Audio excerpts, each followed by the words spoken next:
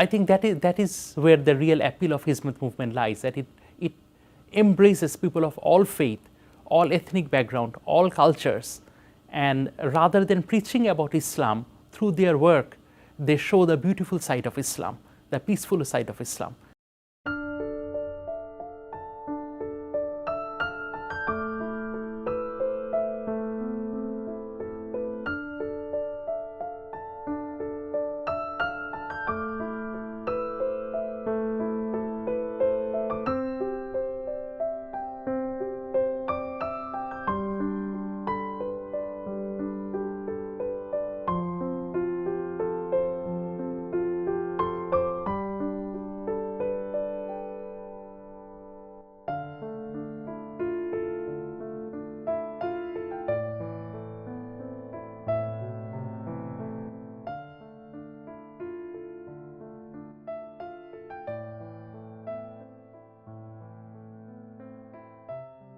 My name is Mohammad Elahee. I'm a professor of international business at Quinnipiac University, which is in Hamden, Connecticut.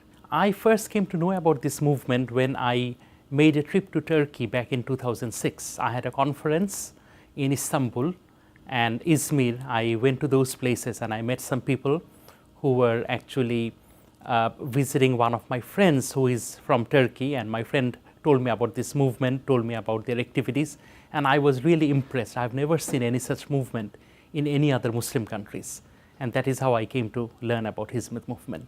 I am very pleased with the type of work that Hizmet people are doing. I live in Connecticut, and there is a Turkish Cultural Center. A lot of people at the Turkish Cultural Center are involved with the Hizmet movement. They are promoting Turkish culture, Turkish cuisine. They are engaging in different types of philanthropic work. They are providing assistance to victims of natural disasters. They are also promoting education. So they are doing a lot of good work that unfortunately hardly any other groups, any other Muslim countries are doing. I personally believe that Mr. Fethullah Gulen will be considered in the future as one of the foremost thinkers and philosophers of Islam in the late 20th and early 21st century. I had the opportunity to read a few books on Mr. Gülen, and I also read a book which is a collection of Mr. Gülen's essays, and I was very impressed with the message of Mr. Gülen, how he promotes the idea of tolerance, idea of coexistence, how he promotes interfaith dialogue among people believing in different religions, how Mr. Gülen promotes the inner beauty of Islam and humanity. I was, to say the least, very impressed, and I think Mr. Gülen's movement is not just for the Muslim people, but for the entire humankind. As I told you before, that in 2006 I first came to know about the Hizmet movement. Then my wife and I attended some programs, workshops, and Abraham tables, which were basically interfaith dialogues that were organized by the Hizmet movement in Connecticut, and I came to know and meet more people who are involved with this movement. Then in 2010, some of my friends approached me about making a trip to Turkey with some other colleagues who were also at Quinnipiac University where I work. So with my colleagues, I made a trip to Turkey, and then Hizmet movement, thanks to the Hizmet movement, I was able to visit many different historic places in Turkey. We went to several cities such as Istanbul, we went to Izmir, we went to Konya, Cappadocia, we went to Caesarea, and in all these cities what we were able to see was not just some historic buildings and artifacts, but also the hospitality of the people, Turkish people. We could see how they embrace foreigners as their own, how they promote the idea of peace. It was a different Turkey. Before I went to those other cities, my exposure to Turkey was limited only to Istanbul. And Istanbul is like, you know, any big cosmopolitan city like New York, London, Paris. And if one visits just Istanbul, yes, one can see a lot of history, but I don't think one can really understand the true meaning of the Turkish culture. So that trip really opened my eyes to another aspect of Turkish culture, the culture of hospitality, friendship. Those things I wouldn't have been able to witness had I not gone with my friends who were with the Hizmet movement. In fact, I think I was the only Muslim in the trip. Most other people who went there, they were either followers of Christian religion or Jewish. Some of them did not have any religion at all.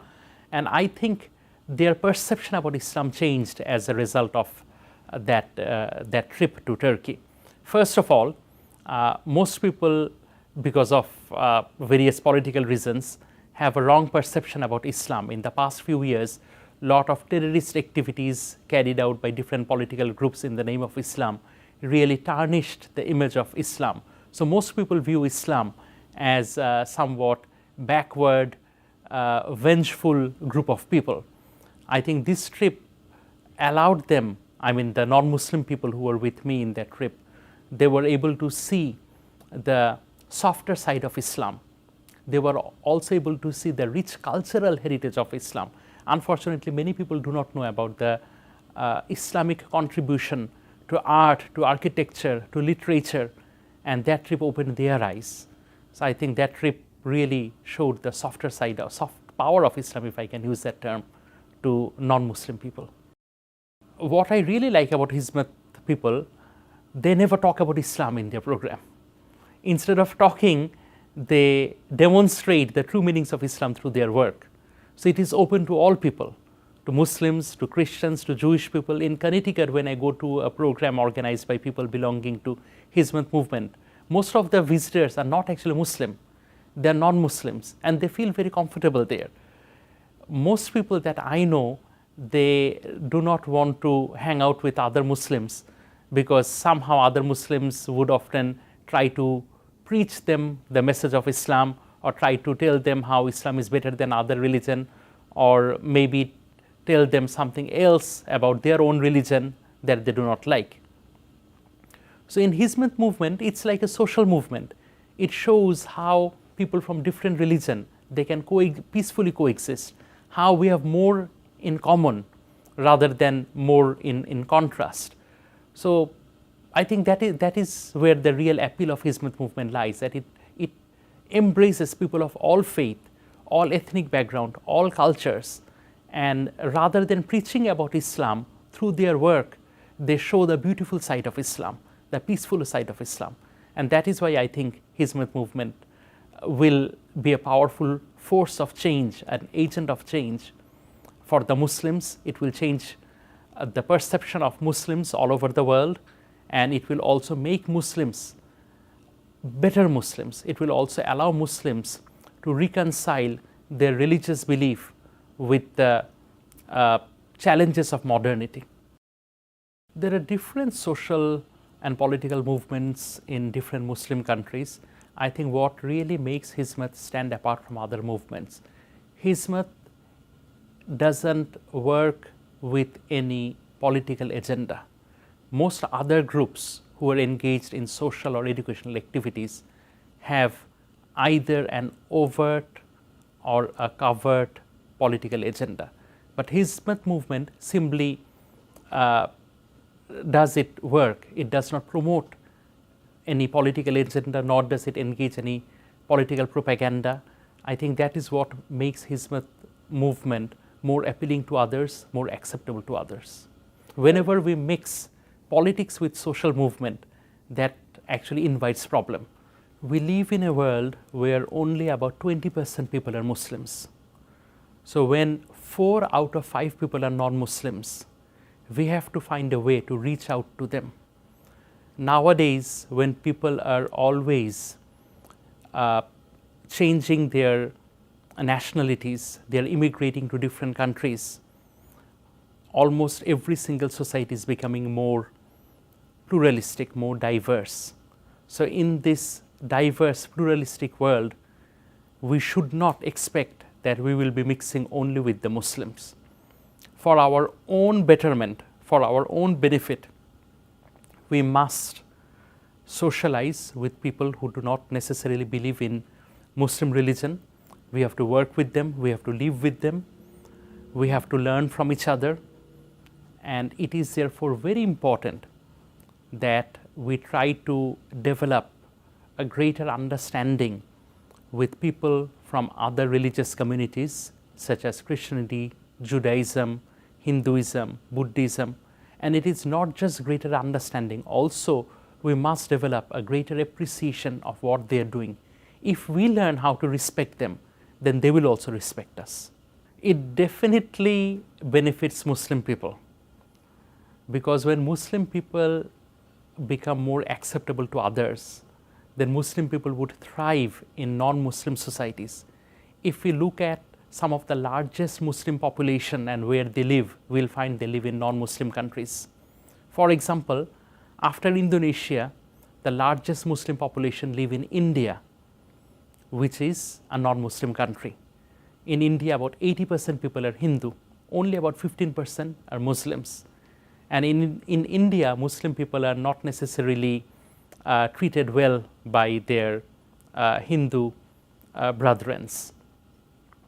If the image of Islam is improved, if Muslim people have better understanding with people from other religion, and in the context of India, if they have better relationship with Hindu people, naturally Muslim people would be doing better in the society in terms of education, in terms of job, in terms of their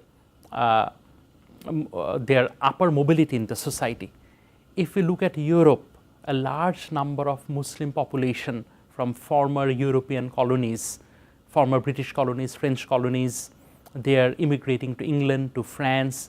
There are also a large Muslim population in Spain coming from North Africa. So these people are living in countries which are not Muslim.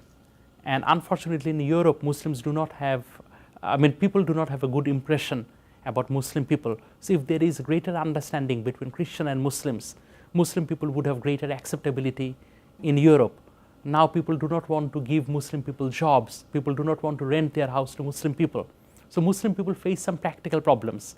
In the USA also, I remember before September 11, when American people did not know much about Islam, they didn't really care much what your background is, what your religious identity is. But after September 11, they started paying more attention.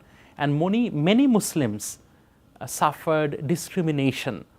And in order to end those discrimination, and if not end, at least to minimize those discriminations, we need to have better understanding with people of other faith, other religion, so that they know who we are, what we represent. They know that we are not a threat to their way of life. And the sooner we can achieve that understanding, the better off we will be. By we, I mean the Muslims. It is absolutely necessary that Muslims reach out to other non-Muslims and engage in interfaith dialogue. 1/3 of total Muslims in the world live in countries which are non-Muslim.